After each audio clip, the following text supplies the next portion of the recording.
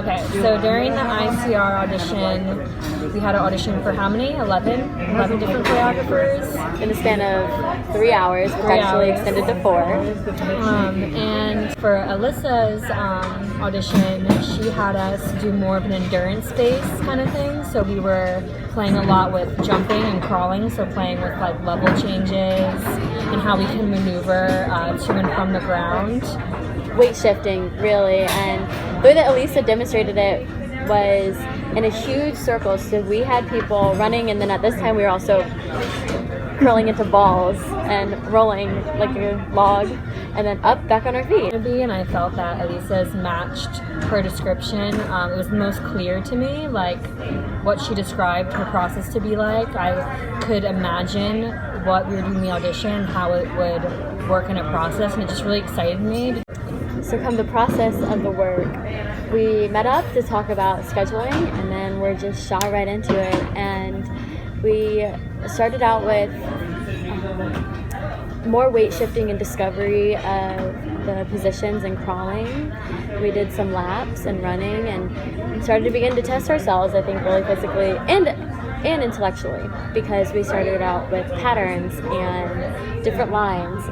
We eventually kept those and then marked them with tape, and then that's when the piece started. So. Also, Alisa gave us a bunch of research prior to even starting rehearsal about her first Transference piece, and she showed us a video and then explained some of the choreographers that she was inspired by. And I was talking about how I really loved Horton. I loved the hyper endurance activity, and Molly loves to take spin and to do exercise and fitness. So we were like, how can we use these modes of endurance and expressing ourselves and being in this hyper focus, alert, like there was no expectation, but there was a huge background and support that was going to push this piece forward and propel it. I think the best thing too was that instead of like being like, okay, well, we should do this in the piece because it means this, I think instead she just really played with geometry, speed, and like almost like a game. Like we played with a bunch of different ways of altering the running, the crawling, the jumping. And through that, we could then sit down and be like, what is this? Like, what are we making? Rather than being like, okay, let's make something because of this. Yeah, that was actually really relieving. Yeah, and I think Alisa never shut us down. She always let us say what we were feeling. She would always agree if we said something that was on track. If we said something that maybe like got her to think more, she would be like, yes, and she would encourage and then come back us to the next day and be like, all right, I thought about this, and here's what we're doing. Another thing too, she was in the work, so it's like when you're with a choreographer and they're doing their work, you're like, okay, well, I have to set my plate up because she's doing it, then I'm going to have to do it not just as good, but like if she's doing it the way that she's doing it with all of her effort, then we have to put that. Yeah, she is putting up a standard for her work, and we were not going, I don't know, because of how genuine and enjoyable it was, we weren't going to fall short. And it was really, I think, important to have our choreographer in the piece, and that was just someone that was enthusiastic and reliable. There wasn't ever points where I think we felt ununified, like you said. I think another important thing to have just 4 people that are from completely different parts of like the world just in the same room trying to make one thing, and I think it also helped just like form a friendship and a bond. It's very humbling. Yeah.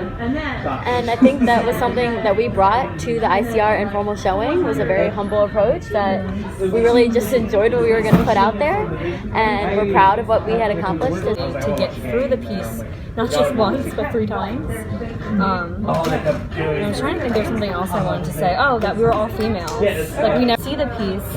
It's not feminine. It's very actual. I don't think there's any way you can gender it, but it's very like It's genderless. It's genderless. It's genderless, and it's also just whatever you can give. It's like the instinct, the primalness, and like the one that puts us all at equal. I wrote something. What did I was gonna say? Oh, I wrote like fight or flight, do whatever it takes to get out. That's what it felt like. We're gonna do whatever it takes to get out of this piece while putting the most focus into the work.